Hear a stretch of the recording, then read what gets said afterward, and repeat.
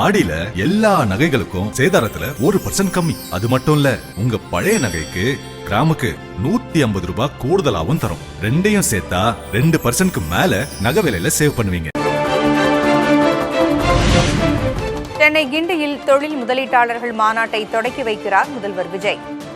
வெற்றி தமிழ்நாடு முதலீட்டாளர்கள் மாநாடு என்ற பெயரில் வீடியோ வெளியிட்டது தமிழ்நாடு அரசு.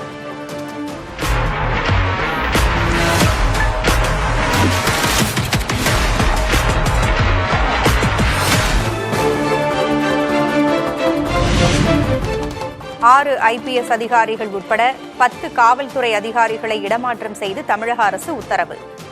CBCID DGP-யாக பால நாகதேவி நியமனம்.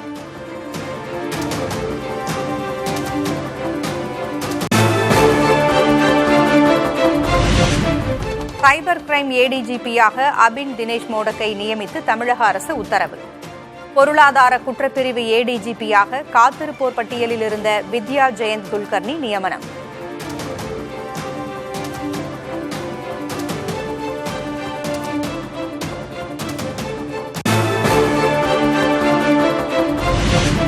நெல்லை மாவட்ட காவல் துணை ஆணையராக ரமேஷ் பாபு நியமனம். தமிழ்நாடு கமாண்டோ படை SP-யாக ஈஸ்வரனை நியமித்து தமிழக அரசு உத்தரவு.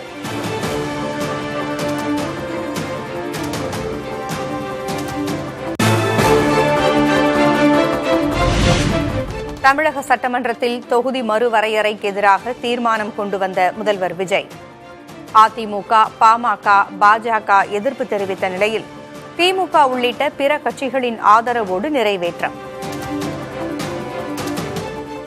மாண்புமிகு முதலமைச்சர் அவர்களின் தீர்மானம் பேரவையின் முடிவுக்கு விடப்படுகிறது. ஏற்போர் ஆம் என்க, மறுப்போர் இல்லை என்க. ஏற்போரே அதிகம் என்று கருதுகிறேன். ஏற்போரே அதிகம். தீர்மானம் நிறைவேறியது.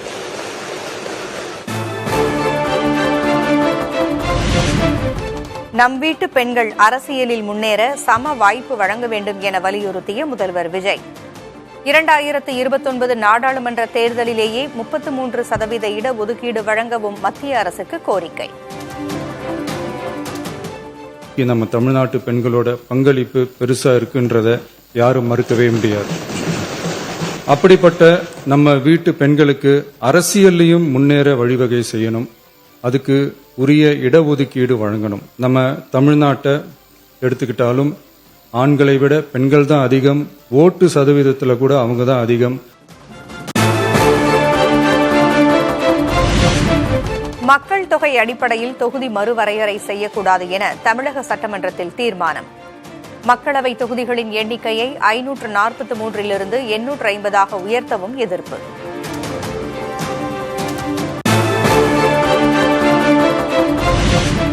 தொகுதி மறுவரையறை தொடர்பாக முதல்வர் கொண்டு வந்த தனி தீர்மானத்திற்கு திமுக ஆதரவு.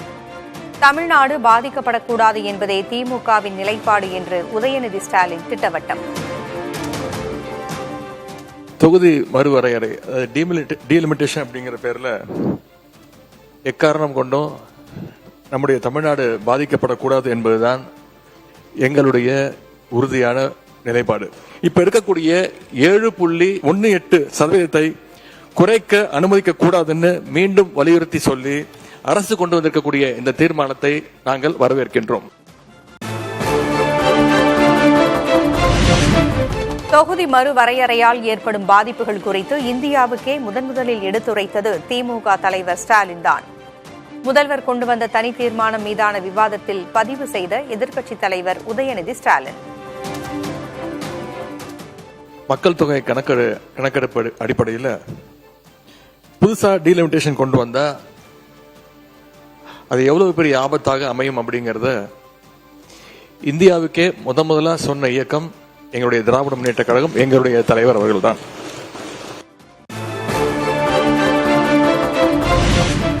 அரசியல் வேறுபாடுகள் இருந்தாலும் முதல்வர் கொண்டு வந்த தீர்மானத்திற்கு திமுக ஆதரவு தெரிவித்ததற்கு அமைச்சர் ஆதவ் அர்ஜுனா நன்றி.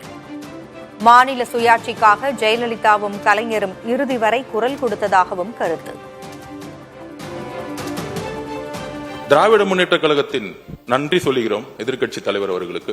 அரசியல் ரீதியாக நம் மாறுபட்ட கருத்துக்கள் இருக்கலாம், ஆனால் புரட்சி தலைவி அம்மா அவர்கள் தன் இறுதி மூச்சு வரை மாநில சுயாட்சிக்காகவும், கலைஞர் அவர்கள் மாநில சுயாட்சிக்காகவும் இதே அவையில், இதே தமிழ்நாட்டில் அரசியல் கருத்துக்களும் வேறுபாடுகள் இருந்தாலும் உயிர் உள்ளவரை, உயிர் மூச்சு உள்ளவரை மாநில சுயாட்சிக்காக குரல் கொடுத்தவர்கள்.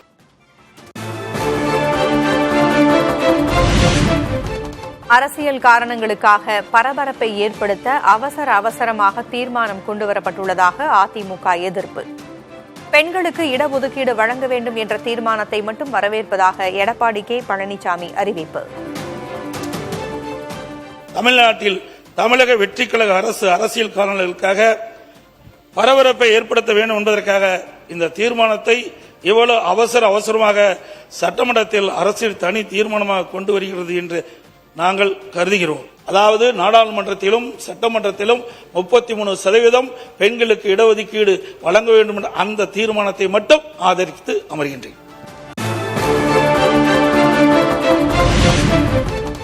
தினம் ஒரு தீர்மானம் என சட்டமன்றத்தில் நாடகம் அரங்கேறி வருவதாக அதிமுக முன்னாள் அமைச்சர் RB உதயகுமார் விமர்சனம். மாற்றம் தந்த மக்களுக்கு முன்னேற்றத்தை தரவில்லை என்றாலும் பரவாயில்லை, ஏமாற்றத்தை தர வேண்டாம் என்றும் காட்டம். மாற்றம் தந்த மக்களுக்கு முன்னேற்றத்தை தரலைனாலும் பரவாயில்ல, ஏமாற்றத்தையாவது தராம இந்த தாவேக அரசு புதிய ஆட்சியை நடத்துமா? தினமும் ஒரு தீர்மானம், தினமும் ஒரு நாடகம் சட்டமன்றத்தில் அரங்கேறுகிறது.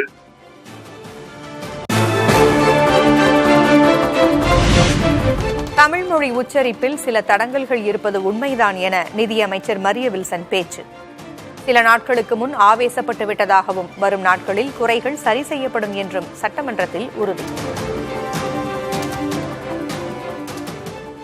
S, language is a barrier தான் எனக்கு, அதை நான் மறுக்கல. அன்னைக்கு கொஞ்சம் ஆவேசப்பட்டது உண்மைதான். நானும் தமிழ் மொழி, தாய்மொழி எல்லாம் தமிழ் தான். ஜஸ்ட் இஸ் ஃபர்ஸ்ட் டைம் எங்களுக்கு, இது வெரி ஃபர்ஸ்ட் டைம். இந்த ஃபர்ஸ்ட் டைமில் நாங்கள் திருத்திப்போம், சில விஷயங்கள் நாங்கள் கற்றுப்போம் உங்கள்கிட்டருந்து. We will come back strong. வரப்போகிற நாட்களில் வெரி ஸ்ட்ராங்காக நாங்கள் கம்பேக் பண்ணுவோம், அதில் மாற்று கருத்தே இல்லை.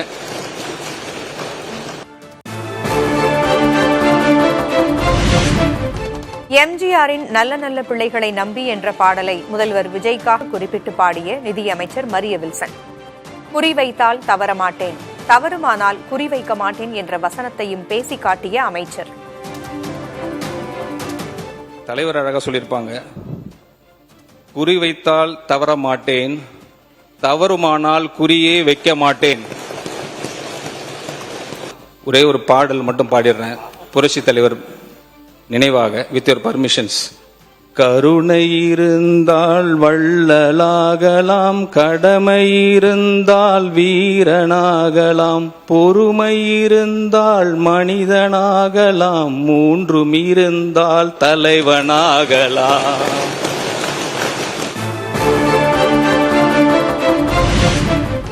கோவையில் கல்லூரி மாணவர் அமுதன் கொலையில் 17 வயது சிறுவன் உட்பட 5 பேர் கைது. போதைப் பொருள் பற்றி கல்லூரி நிர்வாகத்திடம் கூறியதால் அமுதன் கொலை என புகார்.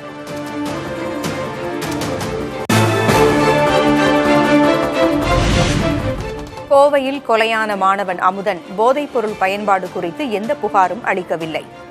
அமுதனின் பெற்றோர் குற்றச்சாட்டுக்கு கல்லூரி நிர்வாகம் மறுப்பு.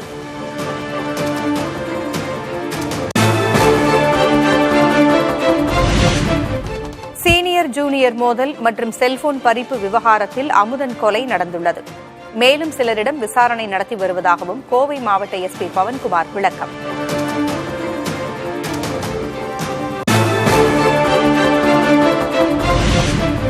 கோவை பொறியியல் கல்லூரி மாணவர் கொலையை அரசு கவனத்திற்கு கொண்டு வந்து பேசிய எதிர்க்கட்சித் தலைவர் உதயநிதி ஸ்டாலின், விரிவாக திங்கட்கிழமை சட்டமன்றத்தில் பேசலாம் என்று தெரிவித்த சபாநாயகர் JCD பிரபாகர்.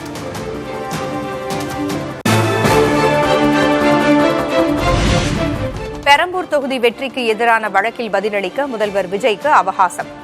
விஜய் தரப்பின் கோரிக்கையை ஏற்று 25ஆம் தேதி வரை அவகாசம் வழங்கியது சென்னை உயர்நீதிமன்றம்.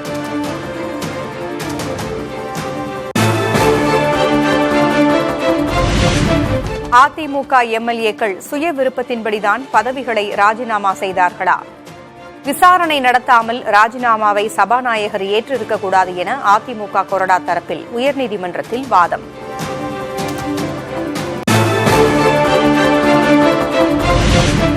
சவுதி அரேபியாவில் ஈரான் கடற்கொள்ளையர்கள் நடத்திய துப்பாக்கிச் சூட்டில் சீர்காழி மீனவர் பலி.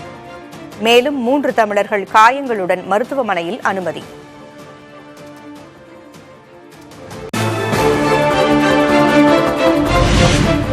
தூத்துக்குடி துப்பாக்கிச்சூடு விவகாரத்தில் 3 அதிகாரிகள் மீது ஒழுங்கு நடவடிக்கை. உயர்நீதிமன்ற மதுரை அமர்வில் தமிழ்நாடு அரசு தரப்பில் விளக்கம்.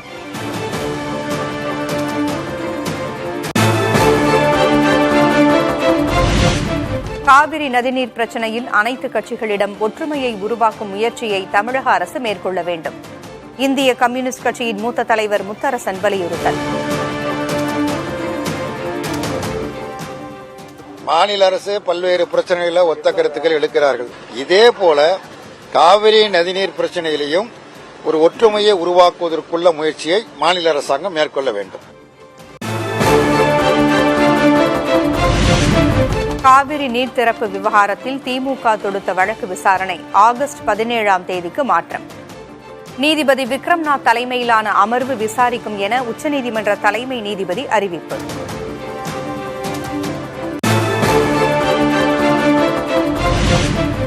கபினி அணையிலிருந்து காவிரி ஆற்றில் நீர் திறப்பு குறைப்பு. 11,583 கன அடியிலிருந்து 10,000 கன அடியாக குறைக்கப்பட்டது.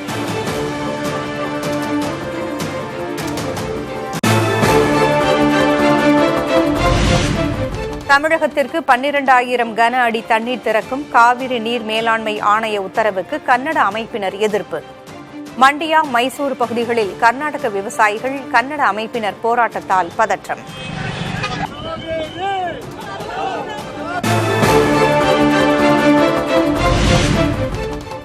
காவிரி மேலாண்மை ஆணையத்தின் உத்தரவை நிறைவேற்றாத கர்நாடக அரசு. கர்நாடக அணைகளிலிருந்து உரிய தண்ணீர் திறக்கப்படாததால் தமிழக விவசாயிகள் கவலை.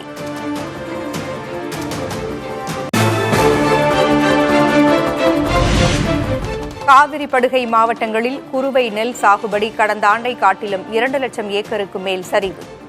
விவசாயிகளின் நலனை கருத்தில் கொண்டு காவிரி படுகை மாவட்டங்களை வறட்சி மாவட்டங்களாக அறிவிக்க வலியுறுத்தல்.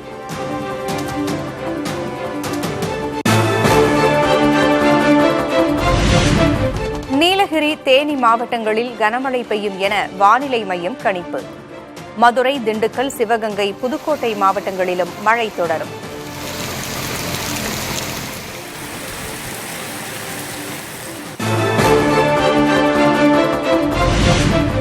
கேரளாவில் நீடிக்கும் மழையால் வேகமாக நிரம்பி வரும் முல்லைப் பெரியாறு அணை. அணையின் நீர்மட்டம் 123 அடியை எட்டியதால் 5 மாவட்ட விவசாயிகள் மகிழ்ச்சி.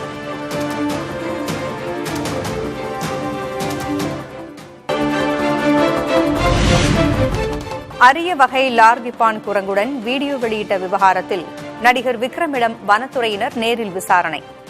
சம்பவம் தொடர்பாக எழுத்துப்பூர்வமாக விளக்கம் பெற்ற வனத்துறை அதிகாரிகள்.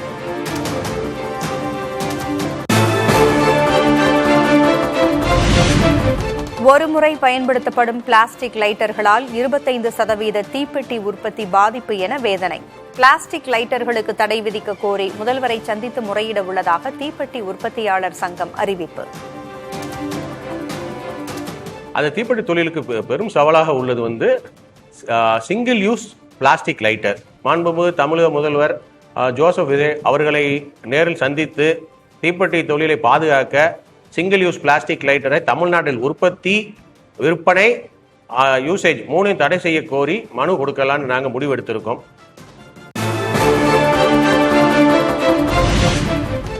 குற்ற வழக்கை மறைத்தவருக்கு காவலர் பணி வழங்குமாறு தனி நீதிபதி பிறப்பித்த உத்தரவு ரத்து. காவலர் தேர்வில் தேர்ச்சி பெற்ற விழுப்புரத்தைச் சேர்ந்த குமரன் என்பவர் தொடுத்த வழக்கில் சென்னை உயர்நீதிமன்றம் அதிரடி.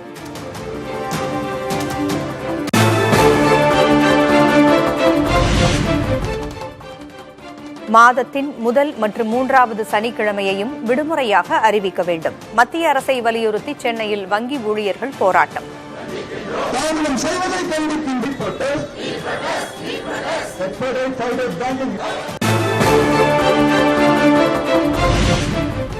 சுதந்திர தினத்தை முன்னிட்டு தேசிய கொடியின் மூவர்ணத்தில் ஜொலிக்கும் தஞ்சை பெரிய கோயில் ராஜகோபுரம்.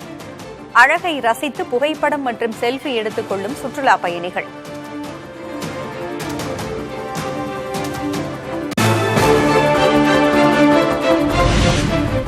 இலங்கையின் புகழ்பெற்ற மட்டக்களப்பு அமிர்தகளி ஸ்ரீ மாமாங்கேஸ்வரர் கோவில் ஆடி அமாவாசை சிறப்பு வழிபாடு. பல்லாயிரக்கணக்கான பக்தர்கள் புடைசூழ நடந்த தீர்த்தோற்சவம் கோலாகலம்.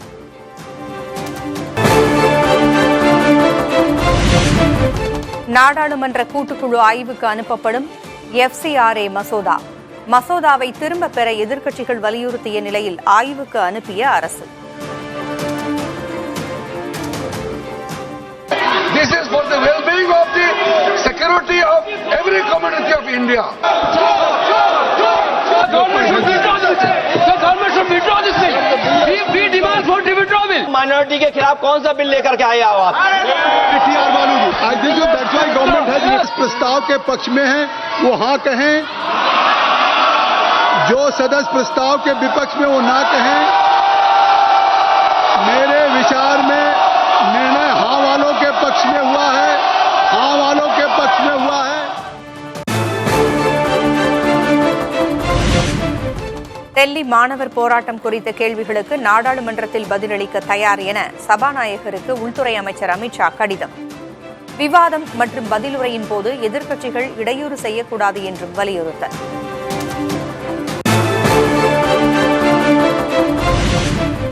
அமித்ஷாவின் நீண்ட உரையை கேட்க எதிர்க்கட்சிகள் தயாராக இல்லை என ராகுல் காந்தி பேச்சு.